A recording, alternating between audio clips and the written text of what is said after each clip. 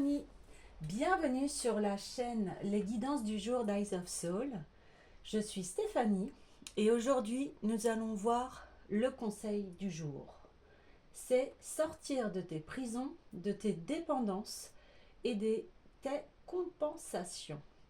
Certains prisonniers vivent une succession de périodes de liberté et d'incarcération jusqu'à ce qu'ils trouvent la vraie liberté, celle de construire enfin leur vie. De même, il y a en toi des prisons dans lesquelles tu t'enfermes régulièrement. Compenses-tu sur le plan alimentaire? Peut-être accumules-tu trop de choses? Peut-être prends-tu des médicaments pour dormir parce que tu as des insomnies, des calmants, parce que tu te sens en dépression.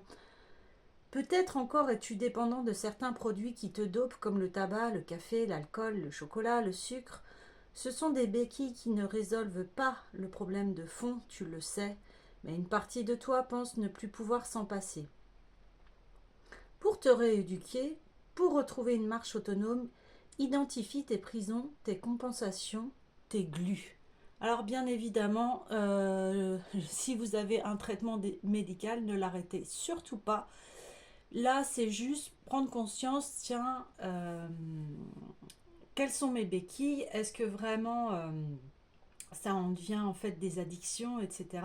Mais bien sûr, il faut consulter un professionnel pour tout ce qui est d'ordre addictionnel. Là, on est juste sur, bien évidemment, comme je vous ai dit, la chaîne, c'est de la bienveillance et aussi du non-jugement. Hein. Ce que je veux dire, on est beaucoup à avoir voilà, des addictions, des compensations. Et c'est ce que je disais en ce moment. Voilà, quand on va pas bien, bah, des fois on va aller prendre. Voilà, il y en a qui vont prendre un verre d'alcool, il y en a qui vont se manger une glace, il y en a qui vont manger du chocolat, beaucoup de sucre, etc. Ce que je veux dire, c'est que pourquoi on n'instaurerait pas, quand on va pas bien, euh, des choses saines? C'est-à-dire, bah tiens, je vais pas bien, je vais aller faire quelque chose que j'adore faire. Je sais pas, courir, marcher, faire de la piscine. Oui, manger quelque chose, mais ça pourrait être quelque chose de bon et de sain. Aller voir une copine. Voilà, je dis pas de tout arrêter, etc. Mais éviter les excès, en fait. Ne pas se noyer dedans, hein. Ta motivation, être vraiment libre, être toi-même, avoir envie de rentrer dans la vraie vie. Tu vas donc d'abord fortifier ton désir de réussir et ainsi le poids des habitudes néfastes sera contrebalancé par une soif plus grande encore de bien-être et de liberté. Tu aspireras à être léger, à te débarrasser de tout ce qui t'encombre, qui t'alourdit, qui t'obstrue. Tu voudras ressembler à ces personnes apaisées et délivrées qui émanent une joie intérieure, une paix profonde et tant d'amour. Donc au début, tu seras un peu timide. Si tu quittes tes béquilles brutalement, au lieu de te mettre à marcher librement, tu seras hésitant, tu chuteras lourdement. C'est ce que je vous dis, pas tout arrêter, mais essayer de changer des petites choses du quotidien, enfin, lorsque vous n'allez pas bien, hein. C'est-à-dire, je sais pas moi, si vous avez l'habitude de vous prendre une grosse cuite, bah non, vous allez juste boire, allez, un, deux verres chez une amie, voilà, c'est tout, pas d'excès, ou dans un bar, ou dans votre bar préféré. Enfin, voilà, c'est vraiment ne pas rentrer dans les excès. Quitter ta prison, c'est aller vers l'inconnu. Quelqu'un élevé depuis son enfance dans une chambre close et obscure ne se précipitera pas dehors, ivre de joie si on vient le délivrer.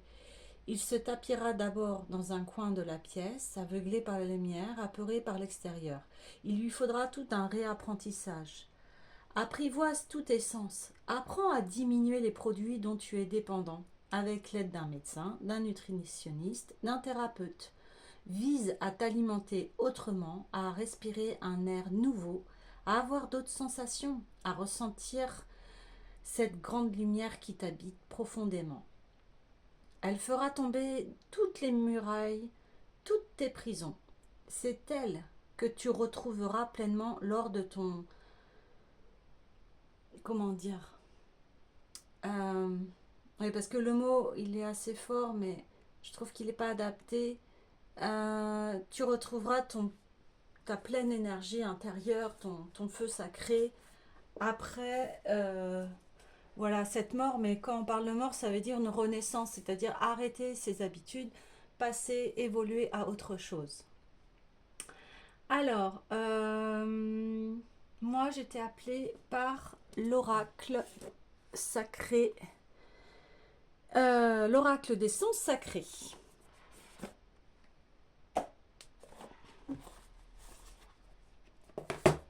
Alors, quel est le message qui accompagne cette guidance? Aujourd'hui, le conseil, c'est qu'est-ce qui me fait du bien, qu'est-ce que je peux arrêter, où je peux m'améliorer, quelles sont mes propres prisons.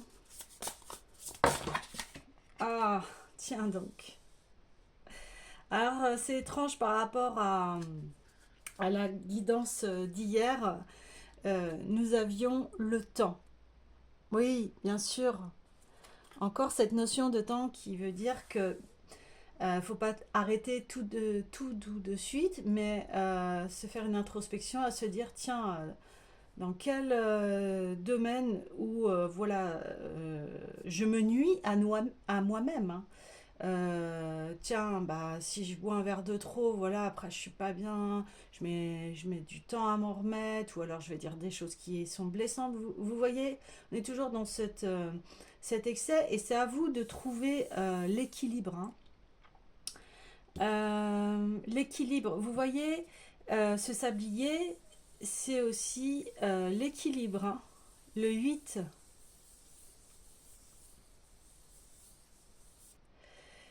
Et on voit aussi cette part d'ombre et de lumière. Hein. Quelles sont mes parties de lumière et quelles sont mes parties d'ombre que je peux travailler.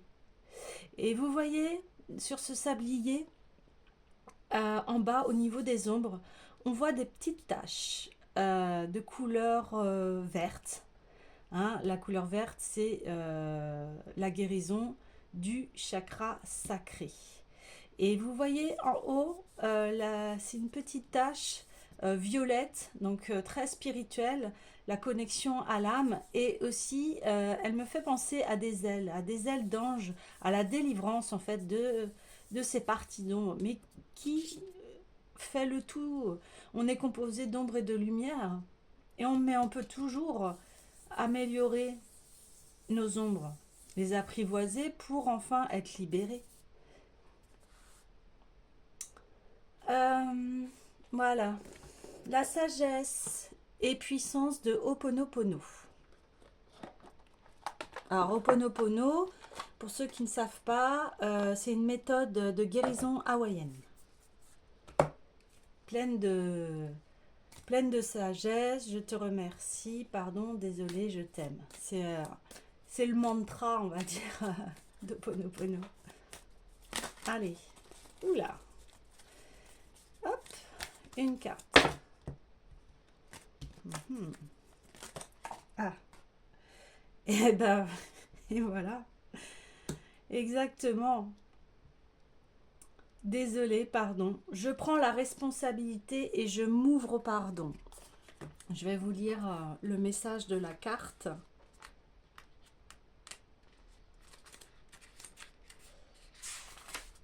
Le pardon est un don que l'on se fait à soi-même.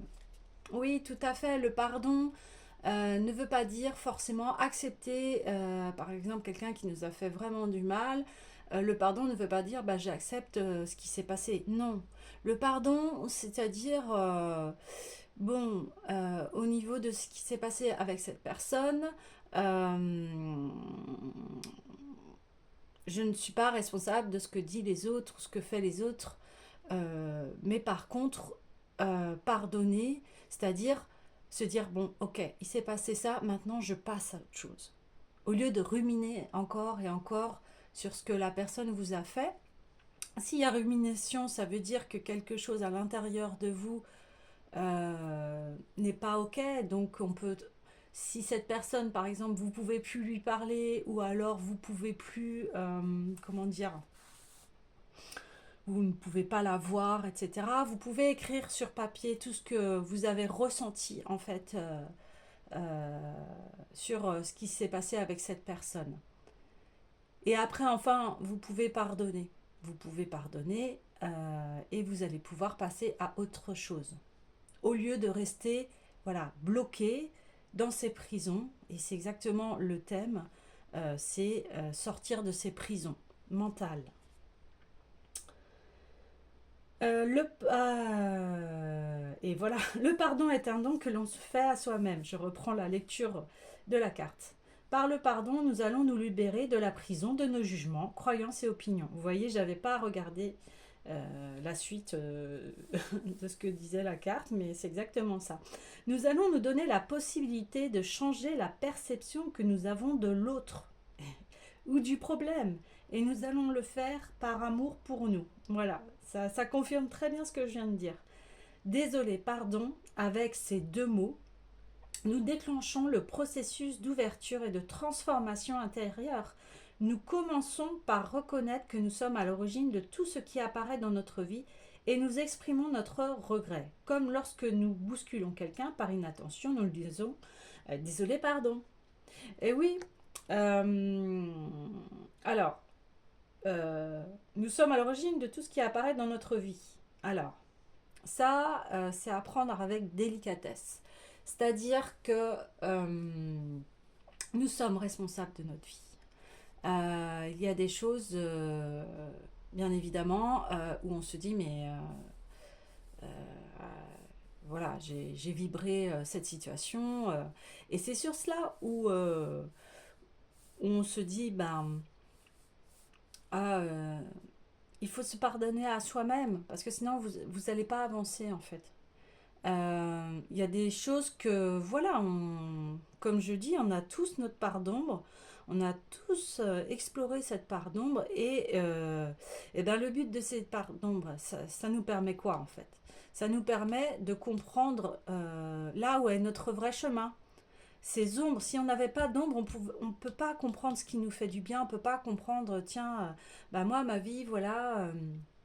Je me sens bien à faire ci, à faire cela, je me sens bien à être avec telle personne, etc. Ça permet en fait de faire le tri et vous voyez, c'est en équilibre. Quand on est en équilibre avec nos parts d'ombre et notre part de lumière, on trouve notre centre. Vous voyez? Mais tout cela, ça passe par, encore une fois, une prise de recul sur ce que l'on vit, une introspection, et puis se pardonner. Nous demandons pardon pour toutes nos pensées erronées. Nous faisons l'offrande de tous nos jugements, opinions et croyances. Nous prenons conscience que toute cette histoire que notre mental a créée, il l'a fait pour nous protéger, pour nous éviter les ressentis douloureux de cette expérience. Or, nous avons oublié que nous sommes venus sur Terre pour expérimenter.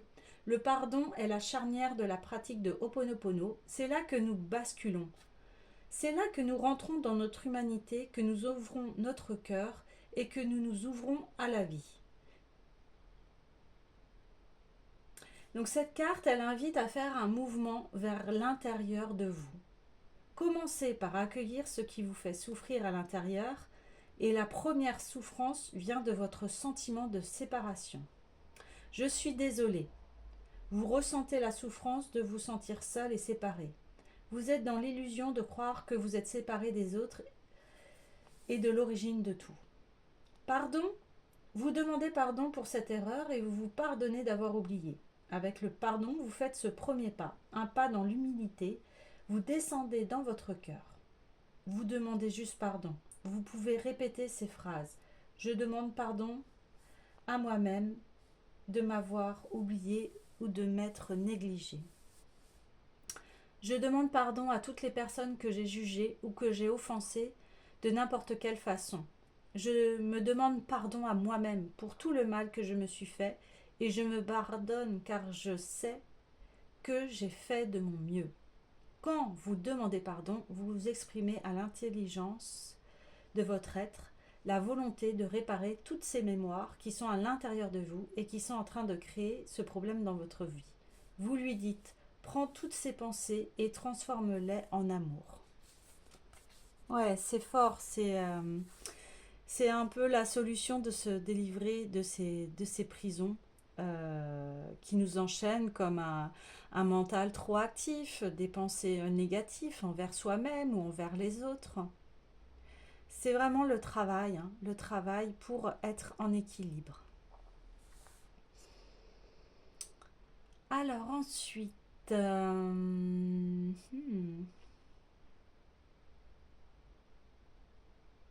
ouais, j'avais envie de choisir le tarot de l'individualisation de Pierre Lassalle.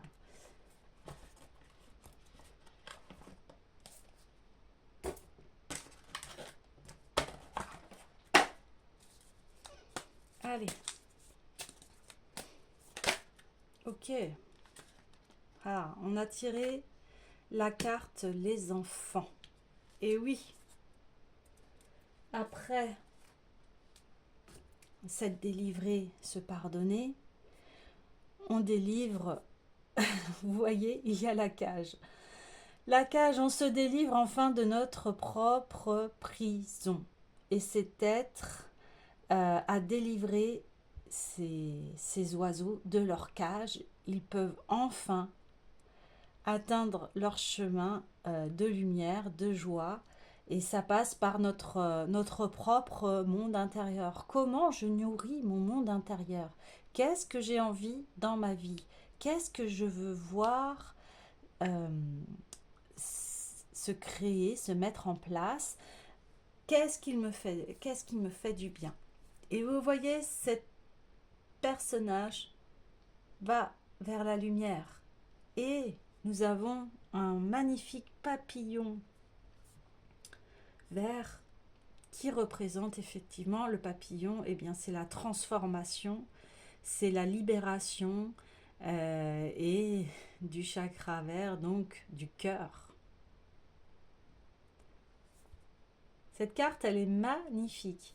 Et voilà, on parle d'enfant intérieur. L'enfant intérieur, c'est la petite part en nous voilà, qui veut la joie, qui veut s'amuser, qui a envie d'être libre.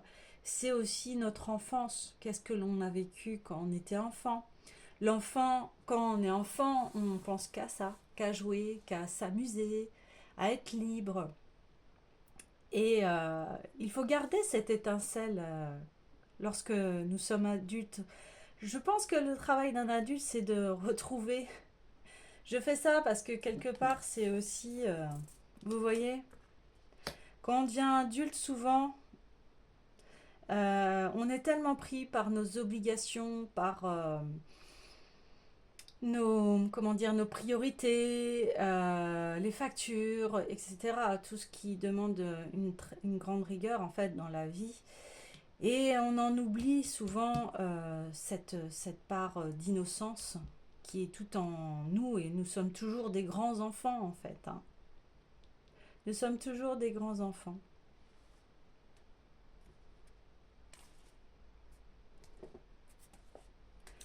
Alors, je vais vous lire, je ne vais pas tout vous lire sur ce message, mais quelques phrases. Voilà, souvent ce tarot appelle à des questions. Donc, je vais vous demander en fait voilà, de prendre quelques minutes, quitte à ce que vous arrêtez la vidéo, de prendre un papier, un crayon, et puis de vous poser ces questions-là.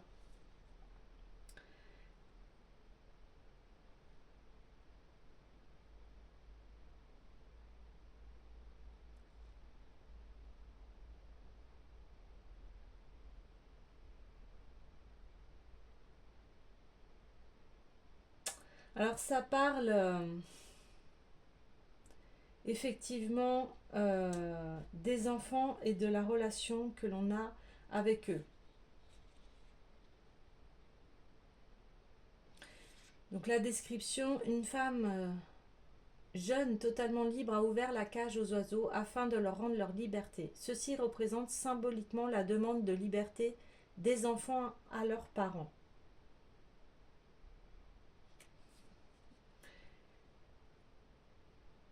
Et oui. Donc les questions, c'est comment j'étais petite et qu'est-ce qui me faisait vibrer? Qu'est-ce qui m'apportait de la joie?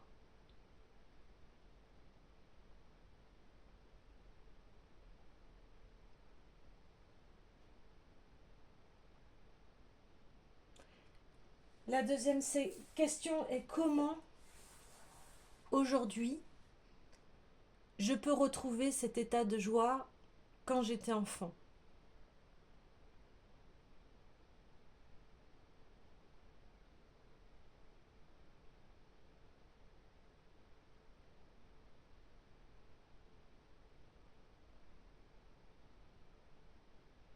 Et la dernière question,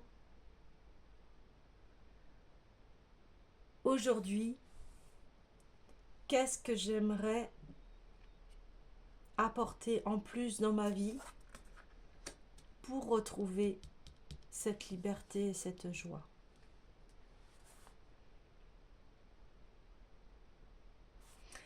Voilà, et on va finir avec un dernier message avec le petit oracle des couleurs. Un dernier petit message. Oh là, c'est trop. Olé.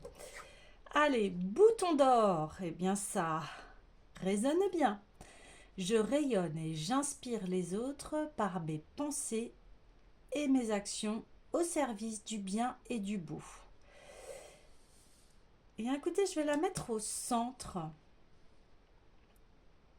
parce que je rayonne et j'inspire les autres. On peut aussi remplacer les autres par moi-même. Je rayonne et je m'inspire par mes pensées et mes actions au service du bien et du beau. C'est exactement les questions. Qu'est-ce qui me procure de la joie? Qu'est-ce qui me fait vibrer? Parce qu'une fois que vous avez délivré toutes vos prisons, ben, il y a de la place pour la joie et pour ce nouveau départ et pour cette nouvelle vie.